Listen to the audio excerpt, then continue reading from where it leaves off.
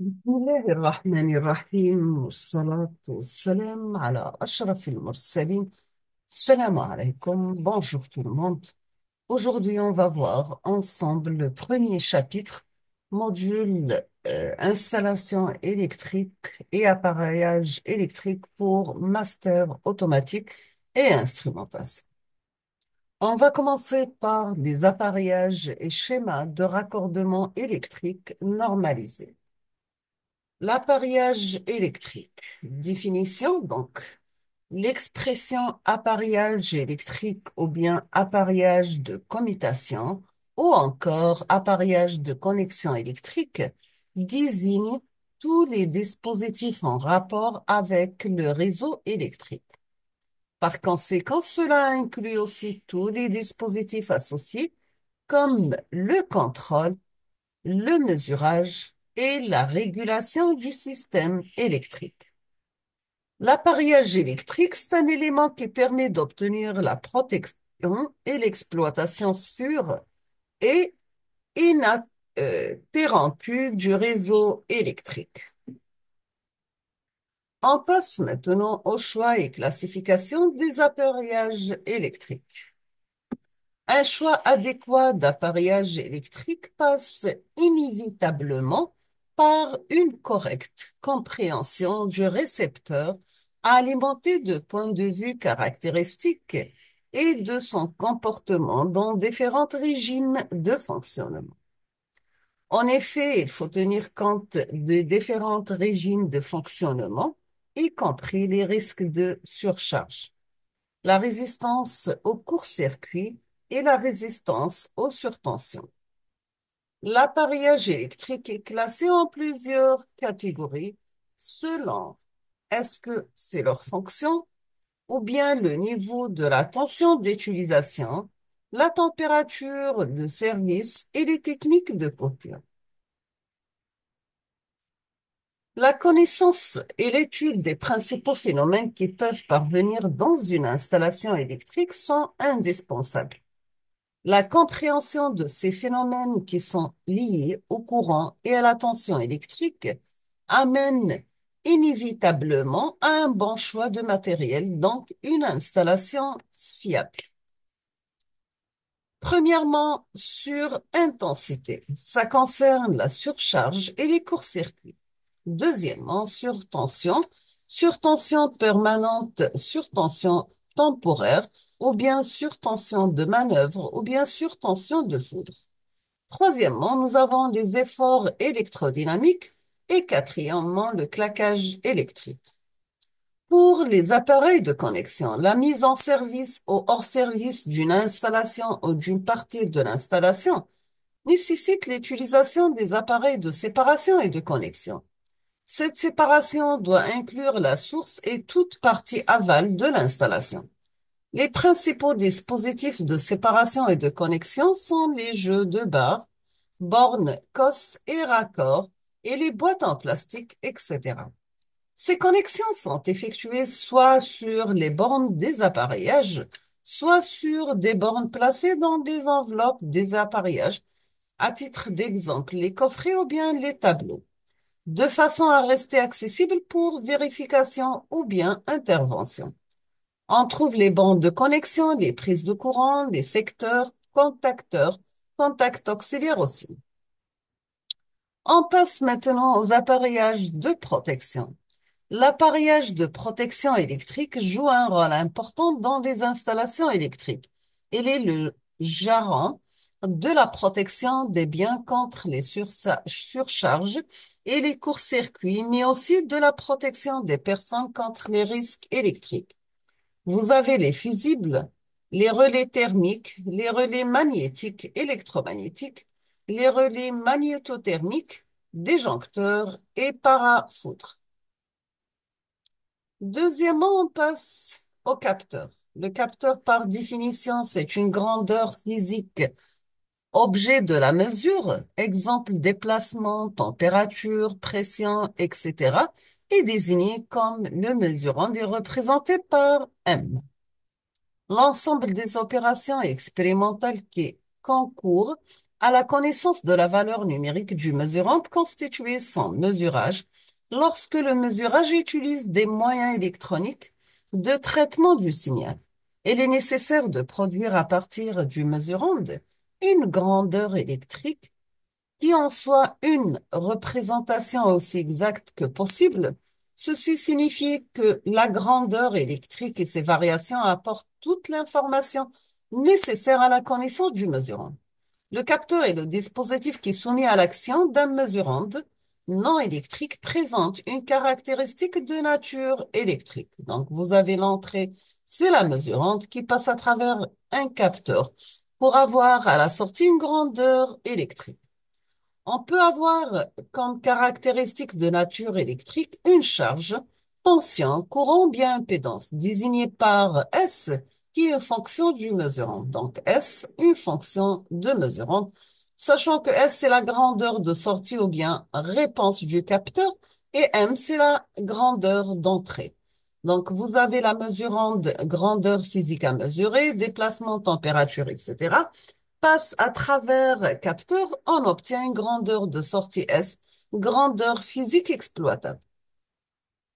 Pour les caractéristiques générales des capteurs, vous avez un capteur peut être caractérisé selon de nombreux critères dont les plus courants sont les suivants. La grandeur physique observée, le temps de réponse, l'étendue ou bien la plage de mesure, c'est la variation possible de la grandeur à mesurer, définie par une valeur minimale, c'est la portée minimale, une valeur maximale, c'est la portée maximale. Aussi sa sensibilité, sa précision, sa fidélité, sa linéarité, surtout en analogie que les valeurs de sortie sont toujours proportionnelles aux valeurs d'entrée dans toute l'étendue de la mesure. Sa bande passante, c'est l'intervalle de fréquence pour lesquels la réponse d'un appareil est supérieure à un minimum. Et aussi à sa résolution, son hystérésis, c'est la propriété du système qui tend à demeurer dans un certain état quand la cause extérieure qui a produit le changement d'état est cessée. Et aussi sa gamme de température d'utilisation. En tant qu'élément de circuit électrique, le capteur se présente vu sa sortie soit comme un générateur S étant une charge, une tension ou bien un courant.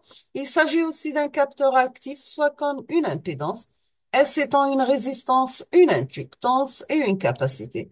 Le capteur est alors dit passif. Un capteur actif qui est une source délivre immédiatement un signal électrique. Il n'y a pas de même d'un capteur passif dont les variations d'impédance ne sont mesurables que par les modifications du courant ou de la tension qu'elle entraîne dans un circuit, par ailleurs alimenté par une source extérieure.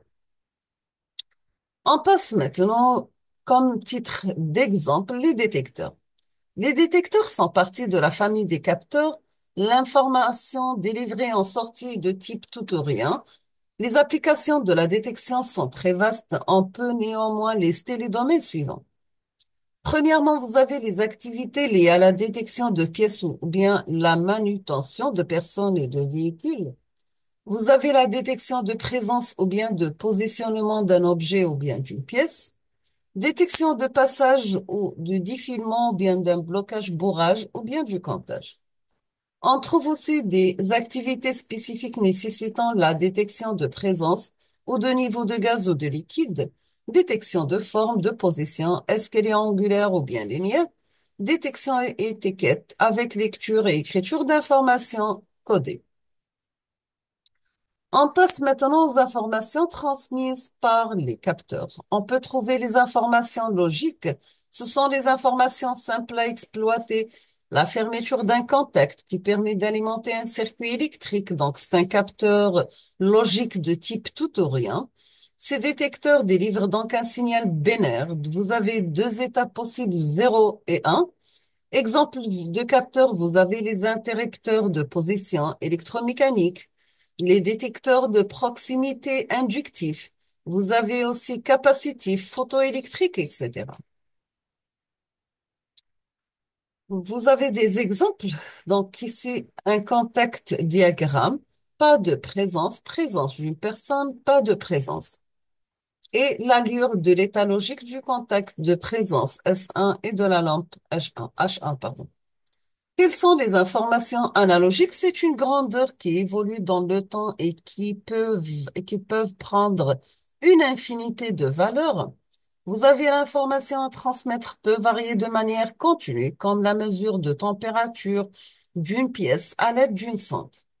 L'information délivrée par un voltmètre à aiguille de type variable continue qui passe par une infinité de valeurs. C'est une information analogique. La mesure de la température, de la pression, du débit, de la vitesse peut se faire à l'aide d'un capteur qui délivre une information analogique. On trouve aussi information numérique. Une information numérique, c'est un ensemble ordonné de grandeurs logiques.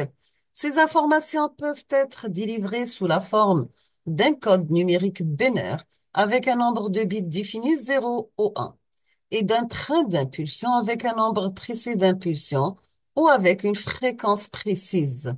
Une information qui ne prend qu'un nombre fini de valeurs est dite numérique, bien sûr.